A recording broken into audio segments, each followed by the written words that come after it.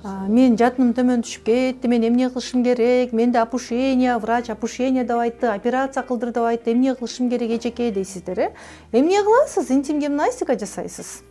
Интим гимнастика жасаганда гана бул көйгөйдөн арыласыз. Жатын эмнеге түшүп кетти? Оор көтөргөндөн, стресстен, депрессиядан, уйкунун бузулгандыгынан, ашыкча салмактан, төрөттүн аралыгы тез болгондон жатын төмөн түшүп кетти. Себеби оор көтөргөндө, стресс болгондо, депрессия болгондо, уйку бузулганда алдыңкы булчуңдар бошоп, төмөндөп кетет. Алдыңкы булчуңдар неге бат төмөндөп кетет? Курсак бөлүктөгү органдарды биздин алдыңкы булчуңдар көтөрүп турат да.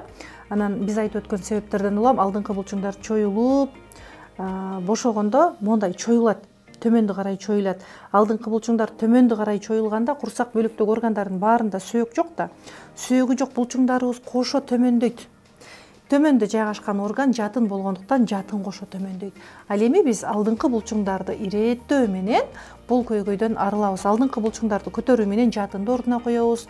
Жатын төмөн түшсө, билесиздер, баардык органдар кошо төмөндөйт, жатындын ордуна үстүнкү органдар кулайт. Ал эми интим гимнастика жасоо менен бул проблемадан арыласыз. Көбүнчө жатын төмөн аялдардын курсагы чыгып калганда, себеби дегенде органдар жылышып кеткен. Ал эми интим гимнастика жасаганда баардык органдар ордуна түшүп, бул көйгөйдөн арыласыз. Ажарыңызга чыга түшөсүз. Көзүңүз дагы нурдуу болуп калат, аялдын гормондору жакшырат. Пайдаларын мен азыр санап берип бүтө албайм. Өтө пайдалары.